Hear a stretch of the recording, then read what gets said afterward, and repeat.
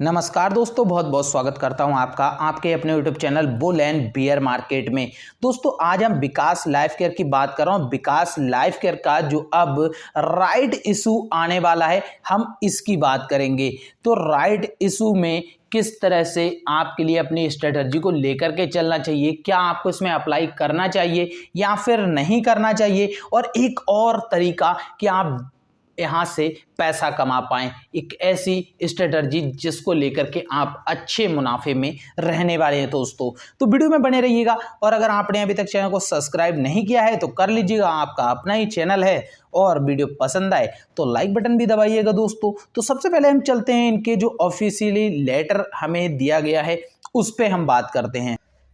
तो यहाँ दोस्तों आप देख ही सकते हैं, विकास लाइफ केयर ने कल के दिन में आपके लिए ये लेटर जारी किया, जो कि एनएससी और बीएससी दोनों के लिए दिया गया है। तो खासकर शेयर होल्डर के लिए ही ये रहता है, क्योंकि इसकी जानकारी देना बहुत ज़्यादा ज़रूरी है। तो सबसे पहली चीज़, ये इन्होंने अप्रूव्ड कर दिया है कंपनी के शेयर कैपिटल को इंक्रीज करने के लिए, जो कि 125 करोड़ होती है। और वहीं यहाँ देखेंगे, सबसे पहली चीज़ अप्रूव्ड किया गया है फंड रेजिंग के लिए equity share for up and आप देखेंगे 500 मिलियन रुपीस होते हैं, जो कि लगभग 50 करोड़ रुपए। तो यहाँ से आपके लिए सबसे बड़ी चीज़ कि राइट इशू यहाँ पे आने वाला है। अभी इसकी डेट अनाउंस नहीं हुई है, और अभी हमें ये भी नहीं पता कि ये किस प्राइस पे आने वाला है। इसके ऊपर अभी हम डिटेल में बात करने वाले हैं। अभी इन्हें पैसा क्यों चाहिए? ये पैसा इन्हें चाहिए अपने वर्किंग कैपिटल के लिए, पैसा चाहिए, साथ ही साथ एडबुक लेबोरेटरी के लिए और टेक्नोलॉजी को अपग्रेड करने के लिए, न्यू प्रोडक्ट वगैरह के लिए, इन्हीं सब चीज़ों के ऊपर देखें। और साथ ही साथ आपको दिखेगा GMP WHO सर्टिफिकेशन के लिए। तो ये सब चीज़ों के वजह से इन्हें पैसा चाहिए। पिछली बार जब इन्होंने फंड रेज किया, देखिए पैसा इन्होंने किससे लिया? आपसे ही लिया। उस पैसे का इन्होंने किस तरह से इस्तेमाल किया? अगर जितनी भी हमारे पास न्यूज आई, ऑफिशियली हमें जानकारी जितनी भी दी गई, उस हिसाब से इन्होंने पैसे का अच्छा इस्तेमाल किया। और इस बार इन्होंने ऐसी कोई गलती नहीं की उस पैसे को इस्तेमाल करने में। लेकिन यहाँ पे एक चीज़ दोस्तों देखिए, बुरा नहीं मानना, जो सच्चाई है वो मैं आपके लिए बता रहा हूँ। आपको जैसा भी लगे आप कमेंट में बताइएगा। बाकी हम इस पर अभी डिटेल में बात करेंगे ही करेंगे कि ये बार बार लगातार पब्लिक से पैसा उठा रहे हैं, प्रमोटर्स लगातार पब्लिक से पैसा उठा रहे हैं। ये साइन बहुत अच्छे तो दिखाई नहीं देते हैं, बट जिस तरह से काम कर रहे हैं उस बेसिस पे ज़रूर हमें अच्छा लग रहा है, लेकिन थोड़ा सा डाउट हो रहा है। दोस्तों आपकी राय क्या है? आप कमेंट में बताइएगा। देखिए ये सिर्फ मेरा अपना पर्सनल ओपिनियन है, जो मैंने बता दिया है। वैसे स्टॉक मैं भी होल्ड कर रहा हूँ और मेरे पास काफ़ी लंबे समय से होल्ड है, और अभी तक बेचने का सोचा नहीं है, क्योंकि शायद कुछ सालों के बाद ही इस बारे में सोचूंगा। तो अभी दोस्तों हम बात करेंगे अब इसके फंड रेजिंग के ऊपर। तो अब इनका जो राइट इशू आएगा, तो यहाँ पर आपके पास एक और एडवांटेज आएगा। वो क्या है? सबसे पहला एडवांटेज दोस्तों कि विकास लाइफ केयर का शेयर प्राइस भी इंक्रीज होगा। क्यों? पिछली बार जब आपने देखा इसका राइट इशू आया था, तब इसका प्राइस ये चल रहा था। तब आपने देखा कि स्टॉक में जो आपके लिए थोड़े डिस्काउंट के बाद ₹1.85 पे राइट इशू के लिए आपसे कहा गया था, और उसी में आपने अप्लाई किया। लेकिन इस बार स्टॉक का प्राइस आपको मिल रहा है ₹3.5 के ऊपर। और वहीं जब तक ये इसकी डेट आती है, सारी चीज़ें आपके लिए पता लगती है, तब तक शायद इसका प्राइस ₹4 के ऊपर भी जा सकता है। और ₹4 के लेवल के करीब से अगर ये राइट इशू आता है, तो इसका प्राइस क्या रहने वाला है? इसका प्राइस रहने वाला है ₹2.05 के करीब।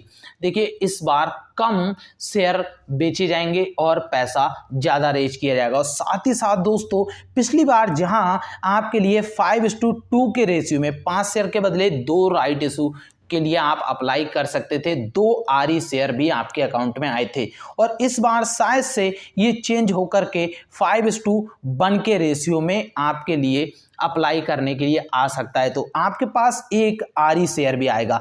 अब इसी में वो चीज़ है जो मैंने आपसे कही थी, आप पैसा कमा सकते हैं।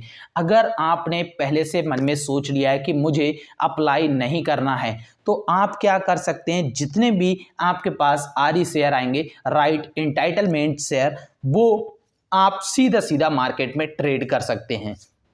बेचिए और अपना प्रॉफिट बुक कीजिए, शांति के साथ बैठ जाइए और शेयर प्राइस इंक्रीज होगा उसका भी आप पूरी तरह से फायदा उठाएं। लेकिन दोस्तों यहां पर अब एक चीज और निकल के आती है हमारे सामने, वो क्या है? आपने विकास लाइफ केयर में एक चीज तो नोटिस अब तक कर ही ली होगी कि यहाँ पर सबसे बड़ा गेम ऑपरेटर्स का है। ऑपरेटर्स पूरी तरह से इस स्टॉक को मैनिपुलेट करते हैं और पूरी तरह से इसी वजह से ये एएसएम लिस्ट में भी है। और ऑपरेटर कभी अपने हाथ से ना तो इस चेन को छोड़ना चाहता है और ना ही इसे तोड़ना चाहता है। धीरे धीरे बीच बीच में ये चीज़ें आपको होती हुई नजर आती हैं।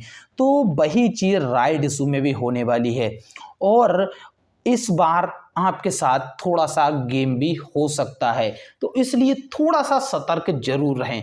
अब बात करें इसमें अप्लाई करें या फिर नहीं करें, तो पहली चीज़ तो मैंने आपके लिए बताई दी। थोड़ा सा हमारे लिए जो डाउट होना चाहिए वो यही कि लगातार आपसे हमसे पैसा लिया जा रहा है कंपनी को चलाने के लिए, कुल मिलाकर के कहें पूरी कंपनी बेचने का ही। और वहीं साथ ही साथ दोस्तों पिछली बार इन्होंने जिस तरह से हमें अच्छी चीज़ें दिखाई हैं उस पैसे का इस्तेमाल करके उस हिसाब से हम कह सकते हैं कि इस बार भी हमारा जो भी पैसा इसमें लगने वाला है उसका सही इस्तेमाल होगा, तो उस बेसिस पे अप्लाई कर सकते हैं। अब दूसरी तरीका एक और है जिसके लिए आपको फैसला लेना है।